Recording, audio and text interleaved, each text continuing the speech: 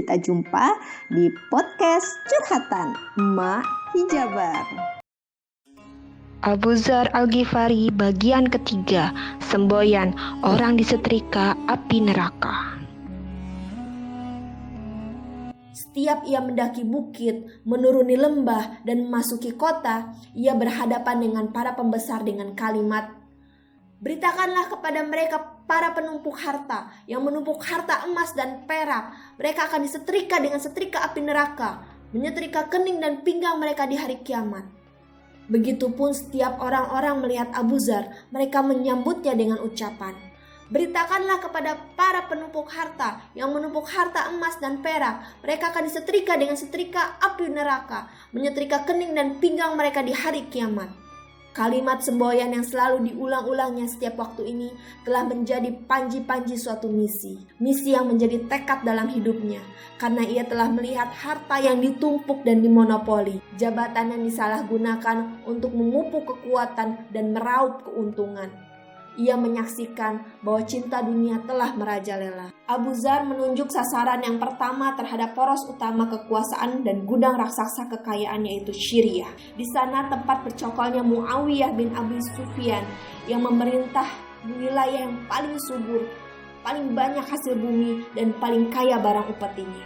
Muawiyah telah memberikan dan membagi-bagikan harta tanpa perhitungan. Tujuannya untuk mengambil hati orang-orang terpandang dan berpengaruh. Di sana tanah-tanah luas, gedung-gedung tinggi, dan harta berlimpah telah menggoda sisa-sisa dari pemikul dakwah. Abu Dzar segera mengatasinya sebelum berlarut-larut, sebelum nasi menjadi bubur. Pemimpin gerakan hidup sederhana ini berkemas dan secepat kilat berangkat ke Syria.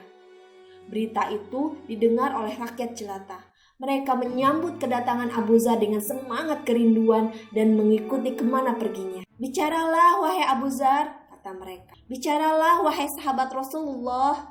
Abu Dzar melepaskan pandangan ke orang-orang yang berkerumun. Dilihatnya, kebanyakan mereka adalah orang-orang miskin yang punya kebutuhan. Lalu dilayangkan pandangnya ke tempat yang tinggi yang tidak jauh dari sana. Tampaklah gedung-gedung dan mahligai tinggi. Berserulah ia kepada orang-orang di sekelilingnya, "Saya heran melihat orang yang tidak punya makanan di rumahnya. Kenapa ia tidak mendatangi orang-orang itu dengan menghunus pedangnya?" Tetapi ia segera teringat oleh wasiat Rasulullah yang menyuruhnya memilih cara evolusi daripada revolusi. Lebih baik menggunakan kata-kata tajam daripada senjata tajam. Maka ditinggalkanlah bahasa perang dan kembali menggunakan bahasa logika dan kata-kata itu. Diajarkannya lah kepada orang-orang itu bahwa pemimpin, pembesar, dan mereka semua adalah sama, bagaikan gigi sisir. Mereka semua saling bekerja sama dalam mencari rezeki, dan tidak ada yang lebih antara yang satu dengan yang lainnya kecuali ketakwaan. Pemimpin serta pembesar haruslah yang pertama kali menderita kelaparan sebelum anak buahnya. Pemimpin serta pembesar jugalah yang paling belakang menikmati kekenyangan setelah mereka anak buahnya. Dengan ucapan serta keberaniannya, Abu Dzar memutuskan untuk membentuk opini umum di setiap wilayah negeri Islam. Kebenaran, kekuatan, dan ketangguhannya Abu Dzar telah menjadi kekangan bagi para pembesar dan kaum hartawan, sehingga ia dapat mencegah munculnya golongan yang menyalahgunakan kekuasaan atau menumpuk harta kekayaan. Dalam beberapa hari saja, daerah Syria berubah menjadi sel-sel lebah yang menemukan ratu lebah yang ditaati. Seandainya Abu Dzar memberikan isyarat untuk memberontak, pastilah api pemberontakan akan berkobar. Tetapi niatnya hanya sebatas opini umum yang harus dihormati dan dijadikan buah bibir pada berbagai pertemuan, masjid, dan di jalan-jalan. Bahaya terhadap perbedaan itu mencapai puncaknya ketika ia berdialog dengan Muawiyah di hadapan umum. Dengan tidak merasa gentar, ia bertanya kepada Muawiyah tentang kekayaan sebelum dan setelah menjadi wali gubernur Syria, mengenai rumah yang dihuninya di Mekah dulu dan mahligai-mahligai miliknya yang terdapat di Syria.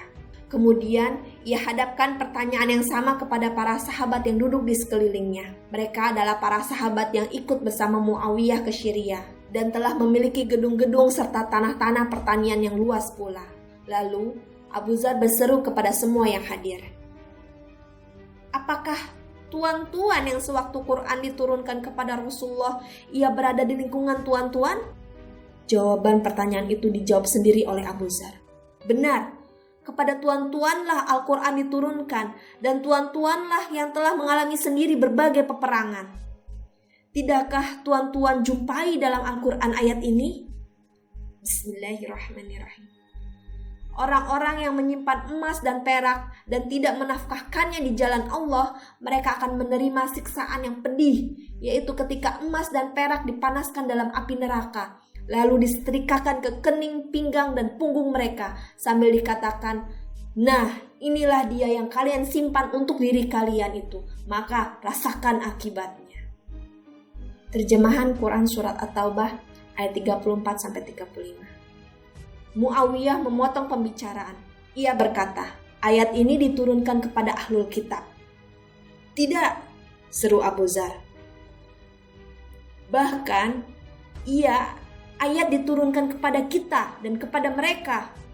Abu Dzar melanjutkan ucapannya dengan menasehati Muawiyah dan para bawahannya agar melepaskan gedung, tanah, serta harta kekayaan itu dan tidak menyimpannya untuk diri masing-masing kecuali sekedar keperluan sehari-hari. Berita tentang Abu Dzar dan tanya jawab ini tersebar dari mulut ke mulut, dari orang ke orang yang banyak. Semboyannya semakin nyaring terdengar di rumah-rumah dan di jalan-jalan. Semboyan yang terkenal.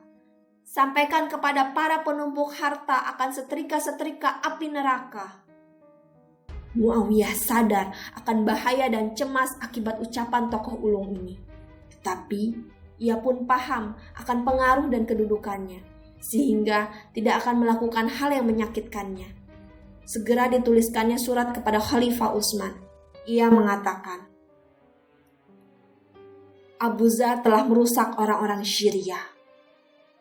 Sebagai jawabannya, Dukung podcast saya dengan cara apa, Ma? Like, comment, dan subscribe. Jangan lupa klik tombol loncengnya.